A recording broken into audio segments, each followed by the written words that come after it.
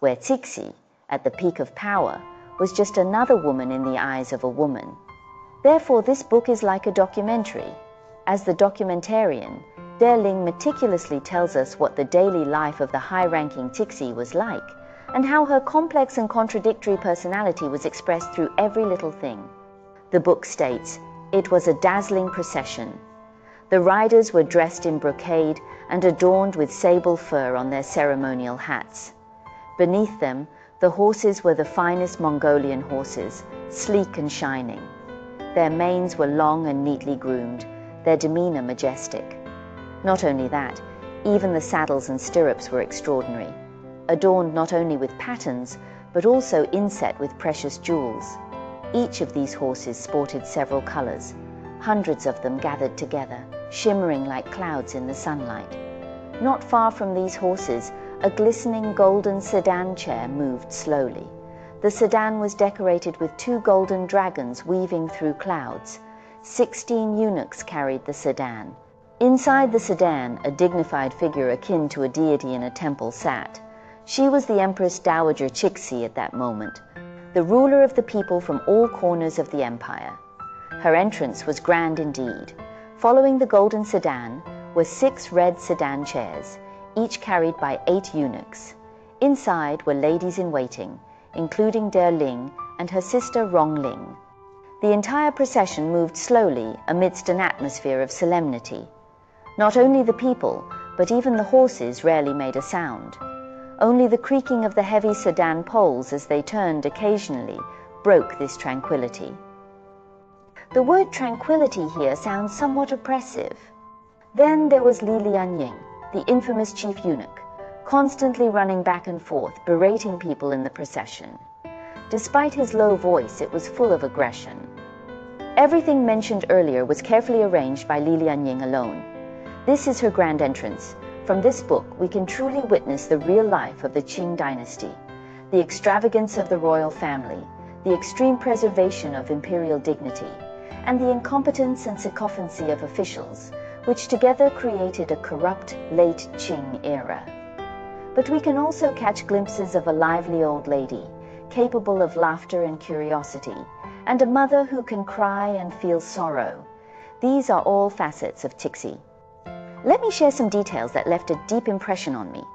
Every time Tixi traveled, as we mentioned earlier, it was like a grand procession, almost like performance art. She rode in a phoenix palanquin, carried by 8 tall and strong eunuchs. 4 eunuchs cleared the way ahead, while 12 more followed.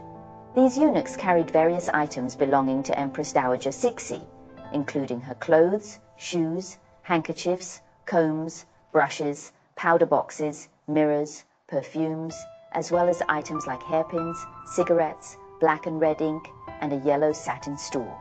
In other words, she could have any small request immediately fulfilled. You see, with so many things Cixi needed, where were these items usually kept? In the Forbidden City, she had a spacious warehouse filled from floor to ceiling with wooden shelves, each shelf adorned with sealed jewelry boxes containing all the Cixi's jewelry. Ling's first job in the Forbidden City was to oversee these precious jewels, showing just how many people were needed to serve her.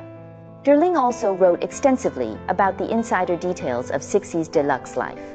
For example, how did the Empress Dowager bathe? It's quite amusing. She used dry cleaning. The bathing equipment included 2 wooden tubs covered with silver foil, each shaped differently for washing the upper and lower body. There was also a low table with a detachable backrest. 4 high-ranking palace maids attended her, along with a conversational lady-in-waiting, and dozens of miscellaneous eunuchs. You might wonder, what were dozens of people doing? They were responsible for tasks like lifting and pouring water from the wooden tubs and handling sauna accessories. 2 eunuchs were specifically designated to carry sauna supplies. During Cixi's bath, the 4 palace maids knelt and skillfully dry cleaned and massaged her, which helped keep her blood circulation flowing and her skin radiant. The bathing process was meticulous.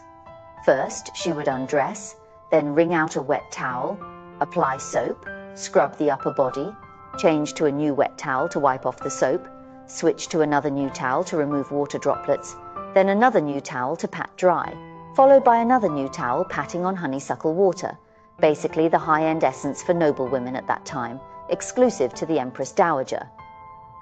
Then change to a new towel to pat dry the upper body, and finally get dressed.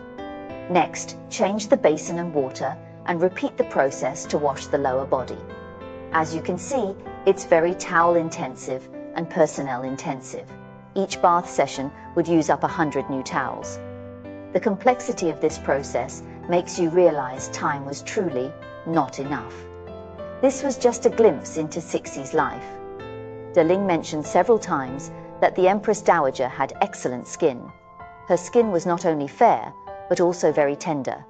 Not every young woman in her 20s could have such flawless skin. So, how did the Empress Dowager maintain her skin? The book listed a few methods. Cixie was really into beauty. She placed great importance on skincare and makeup. Some of her skincare methods included drinking human milk regularly, using egg whites to nourish her skin, and consuming pearl powder consistently over decades. As a result, she had a eunuch dedicated to bringing pearl powder to her. Whenever she saw him, she knew it was time to consume the pearl powder. The book describes these details vividly. However, to sum it up, the Empress Dowager's skincare regimen was essentially basic cleansing, moisturizing, and sun protection.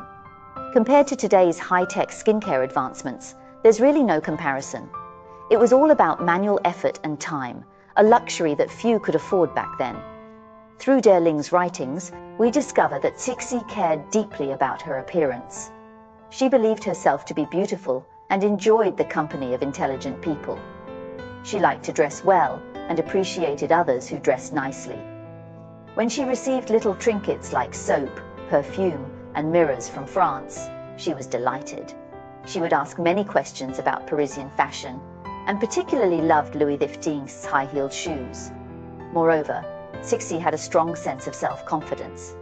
She believed that Chinese women were the most beautiful because foreign women had large feet and facial hair. Cixie said, "I really can't see their advantages.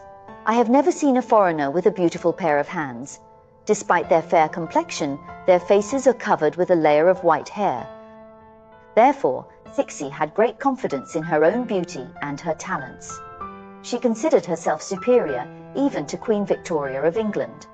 She went as far as commenting on Britain's constitutional monarchy, saying, "England is a powerful country in the world, but this isn't just because of Victoria alone. She has capable individuals in Parliament backing her up, discussing the best solutions for everything on her behalf. The Queen just needs to sign her name on the orders. She doesn't even need to speak. But what about me?